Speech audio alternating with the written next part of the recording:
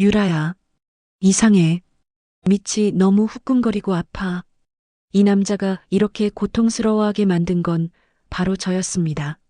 서울 강남구에 사는 30살 한유라 씨의 이야기입니다. 저는 마케팅 회사에서 과장으로 일하고 있습니다. 2달 전 김상엽이라는 남자가 제게 열렬히 대시했고 그의 끈질긴 구애에 결국 마음을 열었습니다. 상엽은 정말 잘해줬습니다. 매일 아침 출근길에 커피를 건네주고 퇴근 후엔 제가 좋아하는 식당을 예약해두고 기다렸죠. 이 남자가 진짜 나를 좋아하는 거구나. 그렇게 믿었던 어느 금요일 저녁이었습니다. 상엽의 차에 함께 타고 식당으로 가던 중이었습니다. 상엽이 잠시 편의점에 들른다며 차에서 내렸고 저는 혼자 차 안에서 핸드폰을 보고 있었습니다. 그때였습니다. 조수석 의자 밑으로 뭔가 반짝이는 게 보였습니다. 몸을 숙여 집어든 순간 제 손은 얼어붙었습니다. 콘돔이었습니다. 잠깐, 우리 둘은 내가 피임약을 먹고 있어서 이게 필요 없는데? 심장이 쿵쿵 뛰기 시작했습니다. 손이 떨리는 걸 느끼며 저는 조심스럽게 차 안을 더 살폈습니다. 조수석 서랍, 뒷좌석 밑까지, 그리고 드디어 찾았습니다. 운전석 밑 깊숙한 곳에 숨겨진 작은 콘돔 박스. 이 자식이 진짜? 편의점에서 나오는 상엽의 모습이 유리창 너머로 보였습니다. 활짝 웃으며 손을 흔드는 그 얼굴이 갑자기 너무나 낯설게 느껴졌습니다. 저는 재빨리 모든 걸 원래 자리에 되돌려 놓았습니다. 콘돔도 박스도 제 표정까지도. 유라야, 오래 기다렸지? 미안해. 아니야, 괜찮아. 저는 평소처럼 웃으며 대답했습니다. 하지만 제 머릿속은 이미 다른 생각으로 가득 차 있었습니다. 그냥 이대로 끝낼 순 없어. 이 배신에는 제대로 된 대가가 필요해. 그날 밤 집에 돌아온 저는 잠들지 못했습니다. 침대에 누워 천장을 바라보며 계획을 세웠습니다. 어떻게 하면 이 남자에게 완벽한 복수를 할 수 있을까? 다음 날 아침 저는 약국으로 향했습니다. 주사기 주세요. 가장 작은 걸로요. 어디에 쓰실 건데요? 아, 화분에 영양제 주입하려고요. 약사는 의심 없이 주사기를 건넸습니다. 집에 돌아와 저는 냉장고에서 청양고추를 꺼냈습니다. 믹서기에 갈아 고운 천으로 걸러내니 맑은 액체가 나왔습니다. 그 액체를 주사기에 담았습니다. 이제 타이밍만 기다리면 돼. 며칠 후 새벽 저는 조용히 집을 나섰습니다. 상엽의 집 주차장으로 향했고 익숙한 그의 차 앞에 섰습니다. 예비키로 문을 열고 운전석 밑에서 그 콘돔 박스를 꺼냈습니다. 하나씩 아주 정교하게 청양고추 액을 주입했습니다. 자, 이제 내 차례야. 일주일이 지났습니다. 평소처럼 상엽이 저를 데리러 왔습니다. 그런데 뭔가 불편해 보였습니다. 유라야, 오늘 피곤해 보이네. 괜찮아? 응, 괜찮아. 너는? 나도 좋지. 하지만 그의 목소리는 평소보다 한 톤 높았습니다. 뭔가 있었구나. 분명히. 그런데 잠시 후 상엽의 안색이 창백해지더니 이마에 식은땀이 맺혔습니다. 유라야, 미안한데 나 화장실 좀. 상엽이 황급히 일어나 화장실로 뛰어갔습니다. 10분이 지나도 나오지 않았습니다. 상엽이 소리쳤습니다. 유라야, 진짜 이상해. 밑이 너무 후끈거리고 아파. 미칠 것 같아. 그의 얼굴은 새빨갛게 달아올라 있었고 눈에는 눈물까지 글썽이고 있었습니다. 어머, 큰일이네. 왜 그래? 저는 걱정스러운 표정을 지으며 그에게 다가갔습니다. 하지만 제 속마음은 전혀 달랐습니다. 내가 한 짓의 대가야, 이 쓰레기. 상엽 씨, 일단 진정해. 얼음으로 찜질해 보는 게 어때? 시원할 거야. 저는 냉장고로 가서 얼음을 몇 개 꺼냈습니다. 고마워, 유라야. 상엽은 얼음을 받아들고 화장실로 비틀거리며 들어갔습니다. 30초쯤 지났을까요? 으악. 화장실에서 상엽의 비명이 터져 나왔습니다. 곧이어 샤워기 물소리가 요란하게 들렸습니다. 유라야, 이거 뭐야? 더 아파, 더 아프다고. 사실 이 얼음들은 제가 며칠 전 미리 준비해둔 것들이었습니다. 청양고추액을 물에 섞어 얼려둔 특제 얼음이었죠. 찬물 샤워를 하면서도 상엽의 비명은 멈추지 않았습니다. 저는 소파에 앉아 조용히 커피를 마시며 그 소리를 들었습니다. 20분쯤 지나자 샤워 소리가 멈췄습니다. 화장실 문이 열리고 축 늘어진 상엽이 나왔습니다. 눈은 충혈되어 있었고 다리는 후들거리고 있었습니다. 유라야, 나 진짜 이상해. 병원 가봐야 할 것 같아. 저는 천천히 일어나 그를 바라봤습니다. 상엽 씨, 응? 병원 갈 필요 없어. 그냥 벌 받은 거야. 그리고 우리 이제 끝이야. 상엽의 눈이 커졌습니다. 뭐라고? 끝이라고. 더 이상 만나지 말자. 유라야, 갑자기 왜 이래? 내가 뭘 잘못했어? 저는 차갑게 웃었습니다. 내 차 운전석 밑에 잘 숨겨놨더라. 상엽의 얼굴이 하얗게 질렸습니다. 유라야, 그게 됐어. 설명 안 해도 돼. 이제 가. 저는 상엽을 쫓아냈습니다. 유라야, 제발 한 번만 봐줘. 상엽이 매달렸지만 저는 문을 닫아버렸습니다. 난 너 같은 놈한테 그런 취급 당할 만한 사람이 아니야. 이젠 정말 끝이라고. 한 달이 지났습니다. 상엽은 매일 문자와 전화로 용서를 빌었지만 저는 모두 무시했습니다.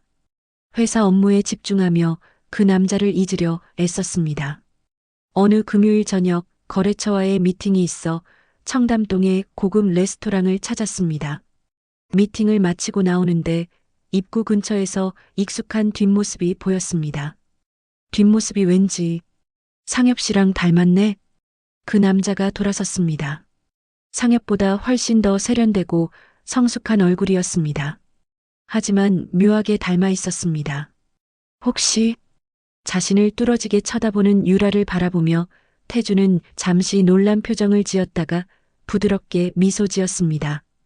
혹시 저를 아시나요? 아니요. 제가 아는 사람이랑 닮으셔서 제가 무례했다면 죄송합니다. 그러셨군요. 저랑 닮은 사람이 있다니 재밌네요. 이렇게 만난 것도 인연인데 제가 차 한 잔 대접해도 될까요? 저는 잠시 망설였습니다. 하지만 묘하게 거절할 수가 없었습니다. 네, 좋아요. 카페로 자리를 옮겼습니다. 태주는 58세라고는 믿기지 않는 최강동 안에 키도 훤칠하고 옷차림도 세련됐습니다. 무엇보다 그의 눈빛과 말투에는 상엽에게서는 느껴본 적 없는 진정한 신사의 품격이 있었습니다. 실례가 안 된다면 저랑 닮은 사람이 누군지 여쭤봐도 될까요? 김상엽이라는 사람이에요. 김상엽이요? 제 아들 이름이 김상엽인데 혹시 제 아들의 지인이셨나 보네요. 상엽 씨 아버님이시라고요? 너무 젊어 보이셔서 아버님이실 거라고는 생각을 못했어요. 태주는 호탕하게 웃었다. 상엽이와는 어떻게 아는 사이이신지 물어봐도 될까요? 태주는 조심스럽게 물었습니다.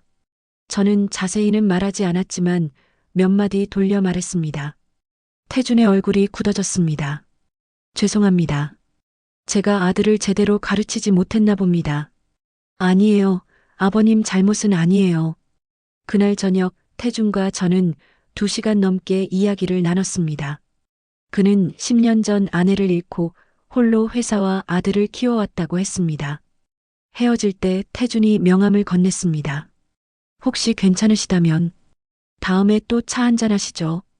아들 때문에 불쾌하셨을 텐데 제가 사과의 의미로 식사라도 대접하고 싶습니다. 감사합니다. 명함을 받아든 제 손이 살짝 떨렸습니다. 이분은 뭔가 다르네. 그 후로 태준과 저는 일주일에 한 번씩 만났습니다. 처음엔 가벼운 식사였지만 점점 대화가 깊어졌습니다. 태준은 상엽과는 완전히 달랐습니다. 제 이야기를 진심으로 경청했고 작은 것 하나도 기억했습니다. 제가 좋아하는 꽃을 물어보더니 다음 만남에 그 꽃을 들고 나타났습니다. 유라 씨 웃는 모습 보고 싶어서요. 잘 어울릴 것 같기도 하고요. 그의 미소를 보는 순간 제 심장이 두근거렸습니다. 안 돼. 이러면 안 되는데. 하지만 마음은 제 의지와 다르게 움직였습니다. 3개월이 흘렀습니다. 어느 저녁 한강공원을 함께 걷고 있었습니다. 태준이 조심스럽게 제 손을 잡았습니다. 유라 씨, 저는 진심입니다. 나이 차이가 있는 건 알지만 그래도 제 마음을 전하고 싶습니다. 저는 그의 눈을 바라봤습니다. 그 눈빛에는 거짓이 없었습니다. 저도 마찬가지예요. 우리는 그날 연인이 되었습니다. 하지만 한 가지 약속했습니다. 상엽에게는 당분간 비밀로 하기로. 아들이 받을 충격이 걱정되는군요. 태준이 걱정스럽게 말했습니다. 저는 속으로 미소를 지었습니다. 걱정 마세요. 제가 완벽한 타이밍을 알고 있으니까. 8개월이 흘렀습니다. 상엽의 대학원 졸업식 날이 밝았습니다. 태준이 말했습니다. 오늘 아들 졸업식인데 함께 가주시겠어요? 이제 우리 관계를 알려야 할 것 같습니다. 네, 그러죠. 졸업식장에 들어섰습니다. 학위복을 입은 상엽이 관객석을 둘러보다가 저를 발견했습니다. 순간 상엽의 얼굴에 묘한 미소가 번졌습니다. 유라가 나를 못 잊고 찾아온 거야? 하지만 그 미소는 금세 사라졌습니다. 제 옆에 앉아있는 태준을 보는 순간이었습니다. 더 놀라운 건 우리 손에 끼워진 똑같은 커플링이었습니다. 상엽의 얼굴이 하얗게 질렸습니다. 졸업식이 끝났습니다. 상엽이 우리에게 다가왔습니다. 아버지, 이게 무슨... 태준이 상엽의 어깨에 손을 얹었습니다. 축하한다, 아들. 그리고 중요한 이야기가 있다. 태준은 잠시 숨을 고르고 말을 이었습니다. 유라 씨와 나 연인 사이다. 뭐라고요? 상엽의 목소리가 떨렸습니다. 아버지, 말도 안 돼요. 유라는 제 전 여자친구예요. 알고 있다. 바로 그렇기 때문에 조심스러웠다. 하지만 다시 찾은 사랑을 포기할 수 없구나. 상엽은 저를 바라봤습니다. 저는 차갑게 미소 지었습니다. 상엽 씨, 축하해. 졸업. 유라, 넌 대체... 상엽은 그 자리에서 무릎이 꺾이는 듯 주저앉았습니다. 졸업식장을 나서며 저는 상엽을 한 번 더 돌아봤습니다. 그의 얼굴에는 절망과 분노, 그리고 믿을 수 없다는 표정이 뒤섞여 있었습니다. 3개월 후 태준과 저는 작은 결혼식을 올렸습니다. 신혼여행은 몰디브였습니다. 에메랄드빛 바다가 내려다 보이는 수상 빌라에서의 일주일은 꿈 같았습니다. 저는 결혼 후 SNS를 시작했습니다. 행복한 신혼생활의 순간들을 하나하나 올리기 시작했죠. 몰디브 수상 빌라에서 찍은 석양 사진, 태준이 선물한 명품 백과 시계들, 강남 펜트하우스 거실에서 찍은 셀카, 최신형 외제차 키를 든 인증샷. 당신, 이 사진 어때요? 올려도 될까요? 태준이 제 어깨를 감싸고 찍은 사진이었습니다. 최강동안의 잘생긴 남편과 행복한 미소를 짓고 있는 제 모습. 물론이죠. 우리 아름다운 아내 자랑하고 싶은데요. 게시물을 올리자 댓글이 쏟아졌습니다. 와, 남편분 진짜 잘생기셨어요. 나이 차이가 있어 보이지도 않아요. 너무 부러워요. 이게 진짜 사랑이네요. 축복합니다. 팔로워는 순식간에 5만 명을 넘어섰습니다. 어느 일요일 오후 상엽이 집으로 찾아왔습니다. 아버지를 만나러 온 거였죠. 아들 왔구나. 네. 아버지. 상엽의 얼굴은 몰라보게 수척해져 있었습니다. 눈 밑에는 다크서클이 짙게 내려앉아 있었고 머리는 산발이었습니다. 저는 따뜻한 차를 내왔습니다. 차 한 잔에. 안색이 안 좋아 보이네. 괜찮습니다. 상엽아, 유라 말이 맞다. 건강 챙겨야지. 태준이 상엽의 어깨를 두드렸습니다. 상엽이 저를 올려다봤습니다. 그 눈빛에는 원망과 분노가 가득했습니다. 저는 그에게 다가가 낮게 속삭였습니다. 엄마가 조언 하나 해줄게. 여자는 소중히 대해야 하는 거야. 특히 진심으로 너를 사랑했던 여자는 더더욱. 상엽의 주먹이 바들바들 떨렸습니다. 내가 나한테 한 짓을 생각하면. 쉿. 아버지가 들으시겠어. 우린 이제 가족이잖아. 앞으로 잘 지내보자, 아들. 저는 상엽의 볼을 가볍게 토닥이며 미소 지었습니다. 그날 저녁 상엽이 돌아간 후 태준이 저를 안았습니다. 당신 덕분에 내 인생에 다시 봄이 온 것 같소? 저야말로요. 창밖으로 서울의 야경이 반짝이고 있었습니다. 핸드폰에는 새로운 댓글 알림이 계속 울렸습니다. 부러워요. 이런 사랑 저도 하고 싶어요. 저는 핸드폰을 내려놓고 와인 잔을 들었습니다. 상엽아, 이게 바로 내가 치러야 할 대가야. 배신의 결과는 언제나 이렇게 쓰라린 법이지. 붉은 와인이 목구멍을 타고 넘어갔습니다. 제 인생의 가장 달콤한 복수가 완성되는 순간이었습니다. 하지만 사실 오래전부터 복수엔 관심이 없습니다. 정말 사랑하는 남편과 행복한 인생을 살고 있으니까요. 유라 씨는 새로운 인생을 시작했습니다. 여러분은 유라 씨의 선택을 어떻게 생각하시나요? 혹시 비슷한 경험이나 생각이 있으시다면 댓글로 나눠주세요. 여러분의 이야기도 궁금합니다. 유라 씨의 새로운 행복을 응원해주시는 분들은 좋아요와 구독 부탁드립니다. 황혼의 사랑 아픈 배신 짜릿한 복수 황로베사